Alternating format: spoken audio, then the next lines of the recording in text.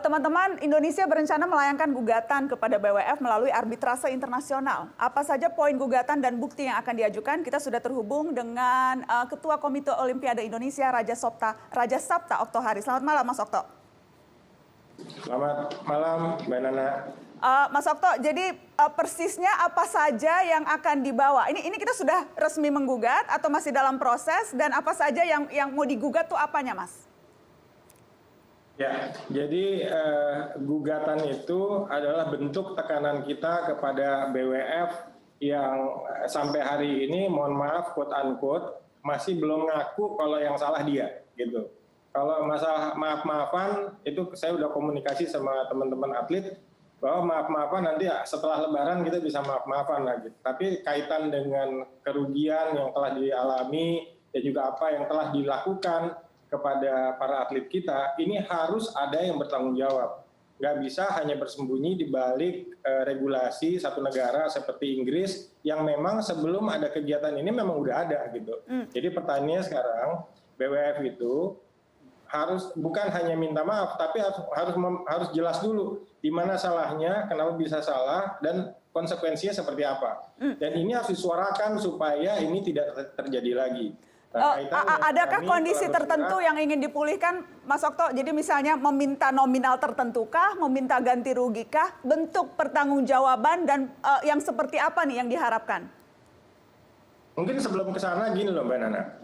Saya sudah bersurat, kami dari Komite Olimpiade Indonesia sudah berkomunikasi dengan para stakeholder. Saya waktu itu minta izin dengan PBSI, dengan Pak Ketum, saya lapor juga dengan Pak Menteri, saya koordinasi dengan yang lain-lain. Dan kita telah melayangkan surat ke BWF. Surat yang lain kita layangkan ke NOC Inggris. Kami sudah mendapatkan feedback dari NOC Inggris, tapi kita belum mendapatkan feedback apa-apa dari BWF. Nah, kami juga sudah berkoordinasi dengan OCA. OCA menunggu surat resmi kita akan menyurati juga dengan IOC, sehingga poin-poinnya nanti insya Allah besok saya akan kembali ke Jakarta, kami akan duduk sama-sama dengan Kemenpora dan PBSI sehingga kita bisa merencanakan, karena kalau kaitan dengan hukum ini harus betul-betul terstruktur. Tujuannya apa? Baik, saya ingin ke Mas Eko, peneliti olahraga. Wajar, kecewa, proporsional tidak Anda lihat reaksi-reaksi yang sudah ditunjukkan oleh beberapa stakeholder yang ada di Indonesia? Ya, tentunya secara emosional sesama anak bangsa, saya pun ya marah, prihatin ya, dan melihat gestur bapak-bapak pejabat publik seakan-akan merasakan apa yang dirasakan para atlet di sana, itu hal yang bagus ya, hal yang bagus, hal yang baik. Tapi tentunya hal yang baik ini kemudian harus juga ditindaklanjuti dengan cara-cara yang benar, gitu ya. Cara-cara yang benar itu apa? Yang paling mengganggu sebetulnya ya pikiran saya adalah keinginan untuk menggugat ke CAS. Ya, ke arbitrase olahraga internasional. Tidak perlu menurut Anda? Tidak perlu menurut saya sampai saat ini, tapi tidak melarang ya. Jadi begini, Mbak Nana dan Bapak-Bapak ya, ada hal penting, ada momentum penting yang saya pikir perlu membuat reformulasi langkah-langkah kita gitu. Hal penting yang sangat fundamental itu adalah permintaan maaf dari Federasi Bulu Tangkis Internasional kepada pemerintah Indonesia. Itu bukan hal sembarangan loh ya. Mereka itu otoritas, jangkauan mereka sebagai komunitas itu transnasional, mereka menjangkau secara global, tapi mereka bisa meminta maaf kepada pemerintah Indonesia. Menurut Anda itu sesuatu yang luar biasa? Menurut saya itu sesuatu yang sangat berat dilakukan oleh suatu federasi. Kalau tadi komentarnya beberapa adalah tidak cukup hanya minta maaf. Ya, itu persoalan lain. Ketika pemerintah Indonesia atau komunitas bulu tangkis Indonesia menanggapi permintaan maaf itu dengan sinis gitu ya, terus nggak cukup, itu persoalan lain gitu. Nah, saya ingin kembali ke rencana menggugat ke Court of Arbitration for Sport ya. Itu tentu saja itu harus. Ya? Tidak ada yang sinis. Kita tidak sinis. Kita tidak sinis. Tidak, kita nggak sinis. Kita nggak sinis. Tidak ada yang sinis dalam hal ini. Maaf Pak. Itu juga didengar. Bung. Hati-hati Anda jawabnya ngomong sinis. Kita nggak ada yang sinis. Kalau ketika Anda mengatakan fakta-fakta juga yang belum dijawab. Iya, karena saya membaca berita juga kan tidak cukup, tidak menerima permintaan maaf. Saya bacanya dari berita. Menurut Anda itu kalau tadi Anda menilainya itu tidak pas, itu Anda khawatir ada apa yang Anda jangan bicara khawatirkan masalah kalau kemudian kita penilaiannya ada seperti yang itu? dalam sini situ. Jadi oke, saya minta maaf Bapak-bapak, saya minta maaf. Nanti saya bisa tunjukkan kenapa saya mengatakan seolah-olah tidak menerima permintaan maaf dari itu ya. Saya bisa menunjukkan itu. Ya, orang Indonesia ada yang lembek juga. Iya, Kita dengarkan dulu bagaimana. Saya sepakat itu. Jadi agak keras, tadi saya udah bilang kan solidaritas itu sangat bagus ya. Jadi begini, yang paling mahal itu ya, kita kan bicara masalah harga diri kan. Tadi Bapak-bapak bicara masalah harga diri, masalah kehormatan, kita tidak bisa diperlakukan seenaknya. Nah, itu Kamu punya harga diri nggak? itu jawabannya itu dari permintaan maaf gitu. Saya khawatir kalau kita lihat karakteristik dari arbitrase, itu kan dari historis juga dari masalah-masalah keperdataan sebetulnya, keperdataan nominal ya. Tadi juga kita udah dengar teman-teman dari atlet ngomong masalah nominal kerugian gitu ya. Dan sebelum acara ini saya juga mendengar dari Kepala Humasnya PBSI juga bicara mengeluhkan masalah nominal. Nah justru di situ ketika kita mengukur ya, kita kan nanti ngumpulin bukti lalu menghitung nominal segala macam, seolah-olah kita mereduksi harga diri bangsa ini sama nominal uang gitu. Dan karakteristik cas putusan-putusannya kalau kita lihat memang mereka itu sengketa-sengketa yang coraknya itu memang nominal, kerugian materi.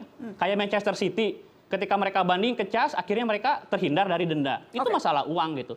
Jadi justru yang saya inginkan itu, ya, bahwa kita harus melihat sebetulnya harga diri bangsa ini bukan sekedar nominalnya, tapi yang paling mahal itu adalah permintaan maaf dari Federasi Olahraga Internasional. Gitu. Dan itu sudah diberikan, tapi Dan saya bapak-bapak ini tadi saya minta maaf ya, yang tadi walaupun saya bisa menunjukkan, tapi saya malah senang kan sudah bilang. Ya, gestur dari Bapak Menteri, dari Ketua KOI, dari Ketua PBSI, saya sangat support gitu. Karena bisa membuat publik Indonesia, jutaan netizen ini solidaritas gitu. Saya ingin ke Pak Agung. Bagaimana Pak Agung? Jadi tadi Anda katakan menuntut penjelasan lebih jauh karena merasa banyak hal yang belum terjelaskan. Tapi konkretnya jadi nanti setelah penjelasan itu ada, Anda akan merasa ini persoalan sudah selesai atau memang betul-betul dipikirkan untuk menggugat ini ke arbitrase internasional, Pak Agung? Jadi begini, pertama harus diluruskan dulu bahwasanya ada permintaan maaf itu kita apresiasi. Ini merupakan langkah di mana pemerintah Republik Indonesia dan kita asosiasi profesi didukung juga oleh KOI itu serius menangani masalah ini. Ini satu hal, kita mengapresiasi langkah untuk membuat mereka meminta maaf. Dan sudah barang tentu kita juga mengapresiasi permintaan maafnya. Itu secara formal. Tetapi juga ada masalah substansinya. Bahwa ada sejumlah masalah yang harus dijelaskan juga kepada kita. Penjelasan itu menjadi penting. Supaya tidak terjadi di masa yang akan datang. Soal apakah digugat oleh CAS atau tidak, itu soal lain lagi. Itu gambaran betapa teman-teman di KOI, Adinda Raja Okto itu serius menangani masalah ini. Sehingga kita punya posisi tawar. Soal bagaimana kita ngadepin ke depan dan sebagainya ini merupakan bagian yang tidak terpisahkan dari hal tersebut. Tapi kami tidak pernah sinis. Kami serius menangani masalah ini. Baik. Kami mengapresiasi, tapi kami serius menangani masalah ini. Pak Agung, dan tidak selesai dengan masalah hanya sekedar minta maaf saja. Minta maafnya sendiri bagus, mereka sudah mengakui salah, tetapi kita ingin ada kepastian ke depan itu ada regulasi yang lebih jelas, lebih detail, dan lebih transparan. Kan sudah ada pengalaman ya di Thailand. Bubble system, protokol kesehatan yang ketat seperti itu.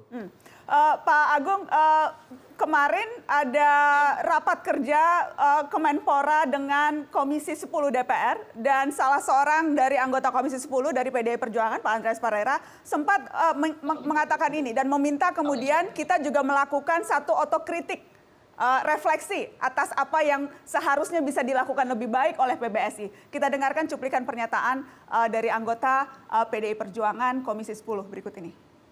Sedikit marah, tapi kecewa dan itu manusiawi, sangat manusiawi. Tapi saya juga ingin mengatakan bahwa kita harus lihat dari sisi kita. Saya ketika berita ini muncul, identifikasi saya pertama, kita kurang paham dari aspek kita.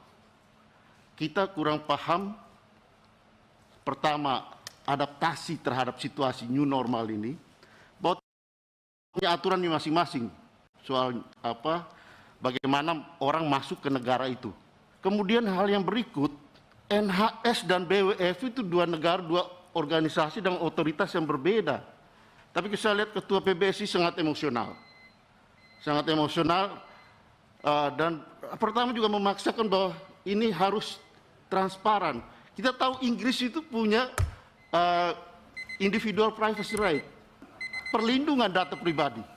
Sehingga menurut saya ini evaluasi buat kita juga.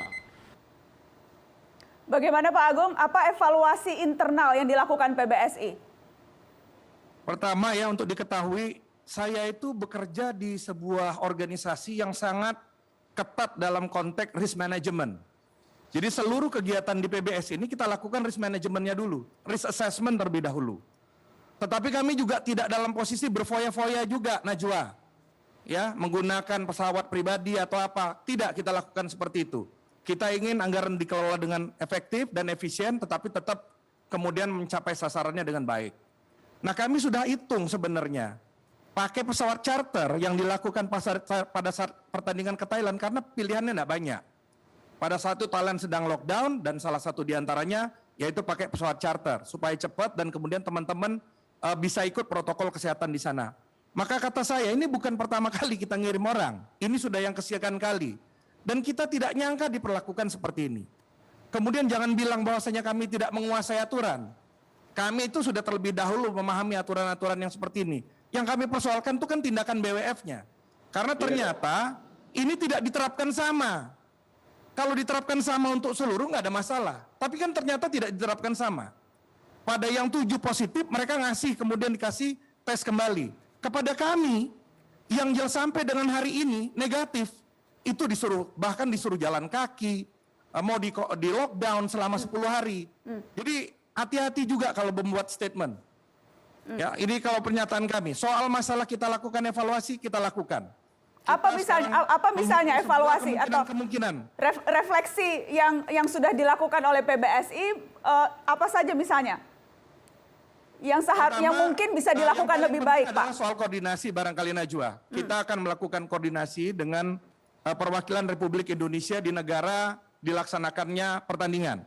Ini yang paling penting, sehingga kalau terjadi hal-hal yang tidak kita inginkan, kita cepat memberikan respon. Kita tahu betul bahwasannya perwakilan Republik Indonesia di luar negeri itu sangat profesional, dan ini dibuktikan dengan kasus ini. Ini Kementerian Pemuda dan Olahraga dan Kementerian Luar Negeri yang melakukan ini. Jadi karena kerja keras mereka, respon mereka yang bagus, ini bisa dihasilkan. Nah, nanti kita akan lihat apakah kemudian kita membutuhkan yang pertama nih. Nanti di sana apakah tempat penginapannya perlu sendiri, perlu penjemputan sendiri. Mengenai masalah datangnya ke sana akan kita lihat juga. Kita akan tetap menggunakan anggaran ini dengan efisien dan efektif. Tetapi kemudian pada saat yang sama, teman-teman yang bertanding ke sana, Najwa, adalah para pejuang Indonesia yang akan dijadikan panutan, role model. Jadi mereka datang ke sana bukan mau foya-foya atau hura-hura, tetapi mereka pejuang yang akan menjadi role model bagi rakyat Republik Indonesia. Baik, kita harus break, tapi karena tadi sudah bicara anggaran dan sudah bicara nominal, sudah ada angkanya? Pak Agung, boleh saya tahu berapa jumlah nominal yang memang sudah dikeluarkan untuk keseluruhan All England ini? Saya belum lihat, Najwa, sejujurnya saya belum lihat, tetapi so far untuk diketahui bahwasanya teman-teman kalau masalah anggaran itu tidak ada masalah, PBSI tidak pernah ada masalah anggaran, bahkan sebagai informasi saja di tahun 2020 kami mengembalikan sebagian dari dana hibah yang dipercayakan oleh Kementerian Pemuda dan Olahraga kepada PBSI, kalau tidak salah sekitar 2,5 miliar. Jadi masalah anggaran tidak ada masalah. Persoalan kita yang utama itu bukan masalah anggarannya yang mungkin sekitar 2,8 miliar itu, tetapi persoalannya itu adalah persoalan imaterialnya. Persoalan bahwasannya kalau ini tidak kemudian segera dilakukan perubahan secara total oleh BWF, maka hal-hal seperti ini bisa terjadi ke depan. Bukan hanya di Indonesia, tetapi untuk atlet dengan delegasi dari negara yang lain. Kita akan break, nanti kita akan lanjutkan setelah pariwara. Saya juga akan minta Kang Eko, apa saja misalnya sesuatu yang memang bisa dipersiapkan atau bagaimana kita merefleksi kejadian ini untuk antisipasi kejadian berikutnya. Setelah pariwara, kita akan bahas.